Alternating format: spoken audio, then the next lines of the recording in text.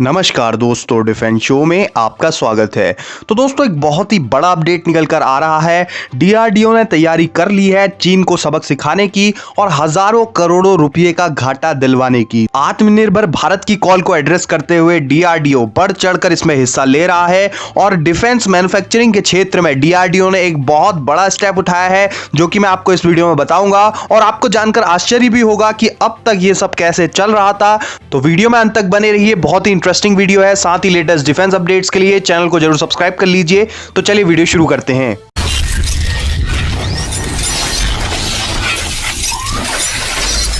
तो दोस्तों, चीन से चल रहे गतिरोध के बीच भारतीय प्रधानमंत्री ने आत्मनिर्भर भारत का एक कॉल दिया था, जिसे कि हमारी सभी कंपनीज ने पिकअप किया और आत्मनिर्भर भारत पे काम करना शुरू कर दिया। और इसी कड़ी में डीआरडीओ ने भी एक बड़ा कदम उठाया है और चीन को इसमें बहुत भारी नुकसान होने जा रहा है। तो दोस्तों, भारतीय सेना के लिए स्वदेश की उत्पाद बढ़ाने की कोशिश में गुजरात के सूरत शहर का योगदान तेजी से बढ़ता जा रहा है।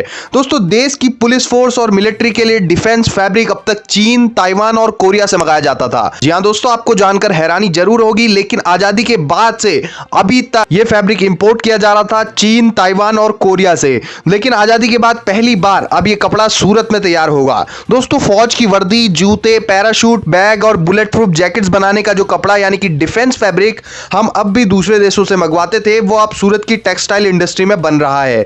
डिफेंस फैब्रिक यहां defence research and development organisation of India यानी कि डीआरडीओ की गाइडलाइन को ध्यान में रखते हुए ही तैयार किया जा रहा है। खास बात यह है कि इसके लिए सेना ने अपनी स्वीकृति भी दे दी है और यहां सेना से 10 लाख मीटर डिफेंस फैब्रिक तैयार करने का पहला ऑर्डर भी मिल चुका है।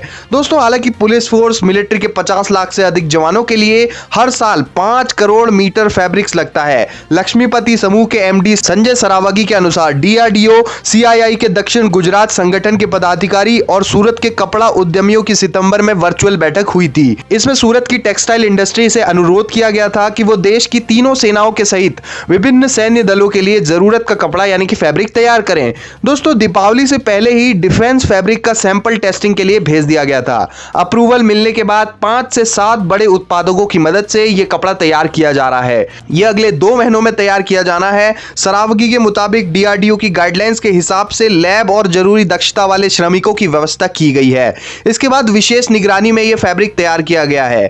उन्होंने कहा कि हमारे लिए सबसे बड़ी चुनौती यह थी कि हाई टेनिसिटी यानी कि उच्च दृढ़ता से कोई समझौता ना हो और फैब्रिक की क्वालिटी सबसे बढ़िया हो, इसलिए इसे हाई टेनिसिटी यान से ही तैयार किया जा रहा है। इसके बाद इसे पंजाब और हरियाणा की गारमेंट यूनिट को भी भेज दिया जाएगा।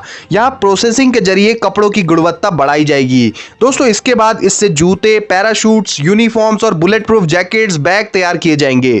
मालूम हो कि सूरत में देश की जरूरत का 65% कपड़ा तैयार किया जाता है। दोस्तों, इस पहल को प्रधानमंत्री के आत्मनिर्भर भारत कैंपेन से जोड़कर देखा जा सकता है, क्योंकि अभी तक डिफेंस फैब्रिक को मेनली चीन, ताइवान और कोरिया से मंगाया जाता था। समय की मांग और महंगाई को देखते हुए डीआरडीओ स्वदेशी चीजें विकसित करने पर जोर दे रहा है और इसी के साथ चीन से हमारा जो गतिरोध चल रहा है, उससे और भी जरूरी हो जाता है कि हम चीन का बॉयकॉट करें। और इसी प्रयास के तहत सूरत की टेक्सटाइल मिल को डिफेंस फैब्रिक निर्माण का पहला ऑर्डर मिला है। सुरक्षा क्षेत्र के लिए कपड़ा बनाने वाले उद्योग संचालकों का कहना है कि यह कपड़ा हाई टेंसिटी यान से तैयार होता है। यह इतना मजबूत होता है कि इसे हाथ से नहीं फाड़ा जा सकता।